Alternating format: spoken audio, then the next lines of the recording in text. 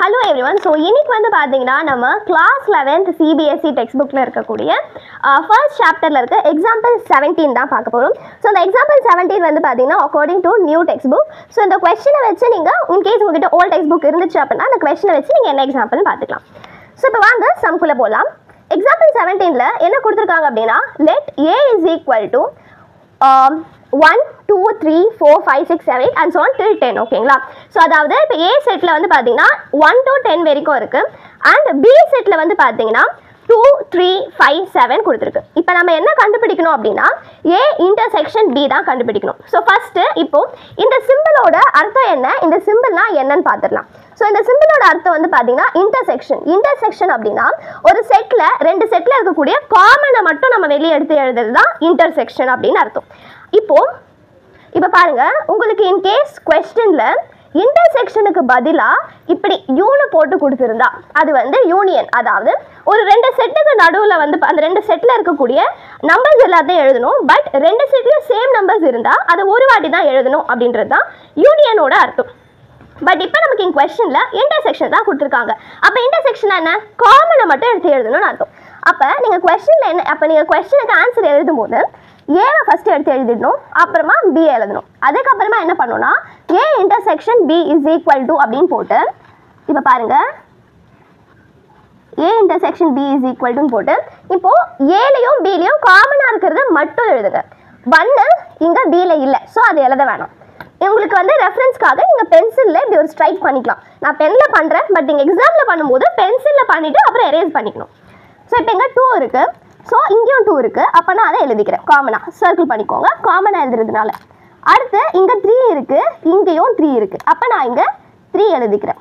அடுத்து இங்கே 5 இருக்குது, இங்கேயும் 5 இருக்குது, அப்போ நான் இங்கே 5 எழுதிக்கிறேன். அடுத்து இங்கே 7 இருக்குது, இங்கேயும் 7 இருக்குது, அப்போ நான் 7 எழுதிக்கிறேன். இப்போ பாருங்க, இப்போ இந்த செட்டில் வேற எதுவுமே வந்து காமனாக கிடையாது. இப்போ நான் வந்து ஸ்ட்ரைக் பண்ண நம்பர்ஸ் எதுவுமே ரெண்டு செட்லேயும் இல்லைங்களா, அதாவது இந்த ஒரு செட்டில் தான் இருக்குது, இந்த செட்டில் இல்லை. நமக்கு இன்டர்செக்ஷன்னா ரெண்டு செட்லேயுமே இருக்கணும் அந்த நம்பர்ஸ்.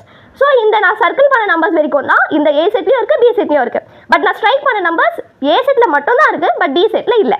அப்போ அது இன்டர்செக்ஷனில் வராது. அப்போ நான் சர்க்கிள் பண்ண நம்பர்ஸ் வரைக்கும் நான் எழுதிக்கிறேன். ஸோ இதுதான் இப்போ நமக்கு ஏ இன்டர்செக்ஷன் பியோட ஆன்சர். இப்போ உங்களுக்கு கொஸ்டின்ல இன்னொன்று கொடுத்துருக்காங்க. நம்ம ஏ இன்டர்செக்ஷன் பியை கண்டுபிடிச்சிட்டு நம்ம வந்து பார்த்தீங்கன்னா இந்த ஏ இன்டர்செக்ஷன் பி வந்து பின்ற செட்டுக்கு ஈக்குவல் அப்படின்றதையும் நம்ம காமிக்கணும் அப்படின்னு சொல்லியிருக்காங்க. ஸோ இப்போ வந்து பாருங்க, இந்த கொஸ்டின்ல நம்ம எழுதுறது கரெக்டாக செக் பண்ணிக்கலாம். அதே போல அவங்க கொடுத்த மாதிரி அந்த ஷோ தட்னு சொன்னாங்கல்ல, ஏ இன்டர்செக்ஷன் பி வந்து பிக்கு ஈக்குவல் அப்படின்னு ஷோ பண்ணுங்கன்னாங்க இல்லையா. ஸோ அதுவுமே நம்ம கரெக்டாக ஷோ பண்ணி காமிச்சிடலாம். அதாவது இப்போ பாருங்க, ஏ இன்டர்செக்ஷன் பி வந்து நம்ம கண்டுபிடிச்சிட்டோம். இப்போ இந்த ஏ இன்டர்செக்ஷன் பி வந்து பின்ற செட்டுக்கு ஈக்குவலாக இருக்கா, அதாவது உங்களுக்கு இங்கே வந்து ஆன்சரும் பி செட்டோட ஆன்சரும் சேமா இருக்கா அப்படின்னு கேட்குறாங்க. இப்போ பாருங்க, ஏ இன்டர்செக்ஷன் பியில் 2 3 5 7 வந்திருக்கு. இங்கே பி செட்டில் அதே தான் 2 3 5 7. அப்போ நம்ம வந்து என்ன எழுதணும்னா ஏ இன்டர்செக்ஷன் பி கண்டுபிடிச்சிட்டோமா, அதுக்கப்புறமா A intersection B is equal to B அப்படின்னு சொல்லிட்டு இந்த ஏ இன்டர்செக்ஷன் பி நீங்கள் என்ன எழுதுனீங்களோ அதையும் பி இஸ் ஈக்குவல் டு இந்த பி செட்டையும் நீங்கள் போட்டுட்டு hence we have shown that அப்படின்னு shown that a intersection b is equal to b அப்படின்னு நீங்கள் எழுதிட்டு விட்டுடலாம். ஓகேங்களா. ஸோ இதுதான் வந்து நமக்கு எக்ஸாம்பிள் 17. ரொம்பவே சிம்பிளாக இருக்கும். ஸோ அடுத்து வந்து பாருங்க, உங்களுக்கு அடுத்து ஒரு எக்ஸாம்பிள்ஸாக பார்க்கலாம். அடுத்து வந்து பார்த்தீங்கன்னா எக்ஸாம்பிள் 12. ஆக்சுவலி இந்த எக்ஸாம்பிள் 12 வந்து பார்த்தீங்கன்னா நான் ஏன் வந்து 17க்கு அப்புறம் எக்ஸாம்பிள் 12 நான் தேர்ந்தெடுத்தேன் அப்படின்னா உங்களுக்கு வந்து இந்த 17ல வந்து இன்டர்செக்ஷன் சம் பார்த்தோம். இப்போ நம்ம யூனியன் சம் பார்க்க போகிறோம். ஸோ தட் நமக்கு டிஃப்ரென்சஸ் ஈஸியாக நம்ம வந்து தெரிஞ்சுக்கலாம். ஸோ எக்ஸாம்லேயே நம்ம ஈஸியாக சால்வ் பண்ணலாம். ஸோ இப்போ எக்ஸாம்பிள் 12 பாருங்க.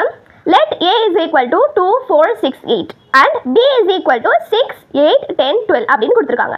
இப்போ நம்ம என்ன கண்டுபிடிக்கணும்னா a யூனியன் b தான் கண்டுபிடிக்கணும். அப்போ a யூனியன் b நான் ஆல்ரெடி என்ன சொன்னேன், இன்டர்செக்ஷன்னா நம்ம காமனை மட்டும் எடுத்து எழுதணும் அப்படின்னு சொன்னேன். யூனியன்னா ரெண்டு செட்லையும் இருக்கிறத எழுதணும். பட் இப்போ இந்த செட்டில் இருக்கிற நம்பர்ஸ் இதில் இருந்தால் நம்ம அதை திருப்பி எழுதக்கூடாது, ஒன் டைம் தான் நம்ம அதை எழுதணும் அப்படின்னு சொன்னேன். ஸோ இப்போ வந்து நம்ம சால்வ் பண்ணிட்டோம் அப்படின்னா நமக்கு மறக்கவே மறக்காது, கன்ஃபியூஷன்ஸுமே ஏற்படாது. ஸோ மேலும் கன்ஃபியூஷன்ஸ் ஏற்படாமல் இருக்க வந்து பார்த்தீங்கன்னா நம்ம இதே போல் நிறைய சம் சால்வ் பண்ணும்போது நமக்கு ரொம்ப கிளியர் ஆகிடும். ஸோ இப்போ பாருங்க, நான் உடனே சால்வ் பண்ணுறேன்.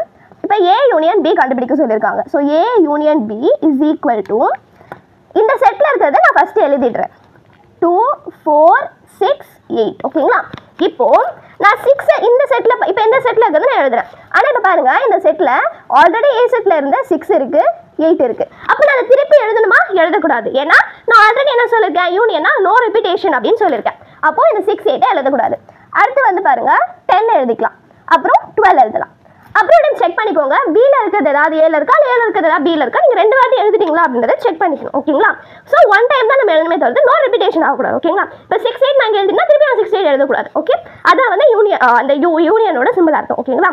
ஸோ இப்போ பாருங்க A union B is equal டுன்னு சொல்லிட்டு இது ரெண்டுத்துல இருக்கிறத நான் எடுத்து எழுதிட்டேன், பட் நான் ரிப்பீட்டேஷன் பண்ணல. ஓகேங்களா? இப்போ வந்து உங்களுக்கு மேலும் வந்து யூனியனுக்கும் இன்டர்செக்ஷனுக்கும் நடுவில் வந்து ஏதாவது டவுட்ஸ் இருந்துச்சு அப்படின்னா நீங்கள் கமெண்ட் செக்ஷனில் சொல்லலாம். கன்ஃபார்மாக உங்கள் டவுட்ஸ் வந்து பார்த்தீங்கன்னா கிளியர் பண்ணப்படும். ஸோ இப்போ அடுத்து வர வீடியோஸ்லாம் வந்து பார்த்தீங்கன்னா இது போல நிறைய சம்ஸ் நம்ம ப்ராக்டிஸ் பண்ணலாம். ஸோ தட் உங்களுக்கு எக்ஸாமுக்கு யூஸ்ஃபுல்லாக இருக்கும். ஸோ மீண்டும் ஒரு அடுத்த வீடியோவில் பார்ப்போம். ஸோ தேங்க்ஸ் ஃபார் வாட்சிங். டாடா.